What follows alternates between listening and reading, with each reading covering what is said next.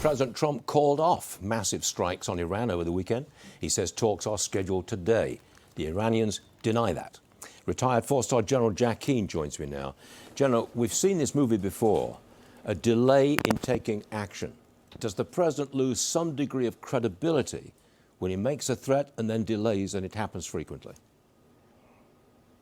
Well, I think there are issues, certainly, a sense of confusion, giving diplomatic start, diplomatic stop, military attack, military stand down, prepare for major combat operations now 3 times, and stood down each time.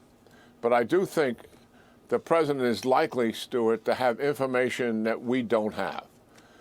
And we know full well that the Iranian regime, what they say publicly through their government officials, and by the way, they are saying right now there are no negotiations planned or ongoing. Today was the day it was going to start with the United States. Government officials making that statement. Quite the contrary from the president. But likely they are talking to him privately about things they're not saying publicly, which is their pattern of behavior. So I make that assumption. The second thing, I think we have to unpack also what is going on in this region writ large. The reality is, back on April the 7th, we had conducted 38 days of an operation. We had about 14 more days to go. 52nd day or so was the plan to stop. And we went to a ceasefire. Why did we go to that ceasefire? Because Iran took control of the Straits of Hormuz, and President Trump changed his priorities, which he has spoken about.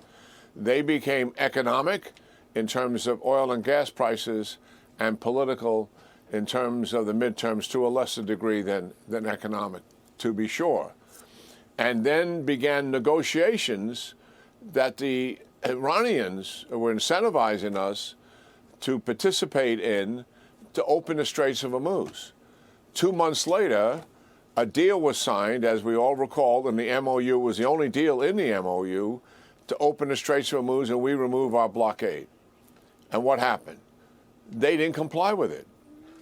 Days later, they violated it, and it was fully clear that they had no intention to open up the Straits of Hormuz. And here we are on a path to do just that. The 2 objectives that the Trump administration are insisting on, if this diplomacy is to succeed, is the Straits of Hormuz gets opened up, and it's an international navigational waterway. Oman doesn't have any control of it. Iran doesn't have any control of it.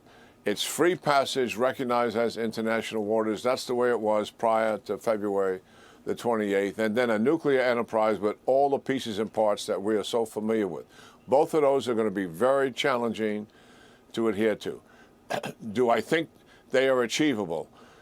If anybody can get that deal done, it's President Trump and his administration. I think it's unlikely, given the pattern that we are looking at with the Iranians and their unwillingness to give up this strategic asset, the Straits of Hormuz, and their nuclear program. But there are also other participants in the region that complicate this. Take a look at the mediators, the Pakistanis and the Qataris. They are compromised, Stuart, historically well known in the region by the countries in the region as well as our intelligence agencies, that they favor Iran. And I think at times they have had undue influence on this administration on behalf of Iran, incentivizing us to move toward a deal when a deal truly was not there. And now we have Saudi Arabia. Saudi Arabia, once again, this is the 4th time they have influenced the administration on doing something that it intended to do and stopping it from doing it. The first time was Project Freedom, open the Straits of Hormuz. They denied us their air base and airspace and told the president the operation would fail.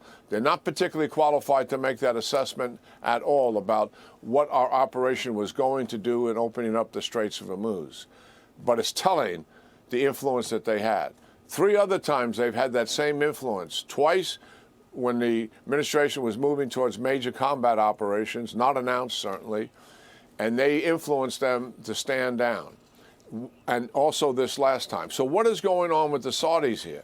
When you look at it clearly, what the Saudis are really saying by their actions and their words is that we are not willing to take risk to rid the Middle East region of Iran's aggression. And what kind of risk are they trying to avoid? Casualties to their population and damage to their oil or gas infrastructure. And some is likely in both categories. They are certainly willing for the United States and Israel to take casualties and have our resources, military material things and others, certainly put at risk and destroyed and take casualties. I think it's fairly shameful behavior on their part when you consider the following, that since World War II, Saudi Arabia has been under a nuclear and security umbrella all of that time. We put together a coalition led by the United States to liberate Kuwait and to stop Iraq from taking control, Saddam Hussein, of the Saudi airfields, which was their ultimate objective.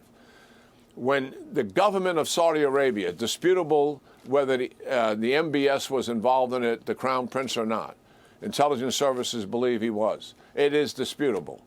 The fact is the government killed Khashoggi, a Washington Post journalist of Saudi background. And the Trump administration wire brushed them over that, was certainly fundamentally opposed to it, but it didn't impact relationships with Saudi in the region because that relationship is important, and they certainly are an adversary of Iran. We have been providing them an arsenal of weapons. They fly our airplanes, we train their pilots.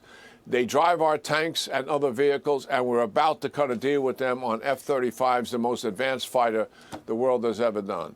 Despite all of that, it's shameful, in my judgment, that they are not willing to accept risk to support this president when he is putting everything on the line here to rid this region of Iran and the predator it has been for 47 years. General, we hear you.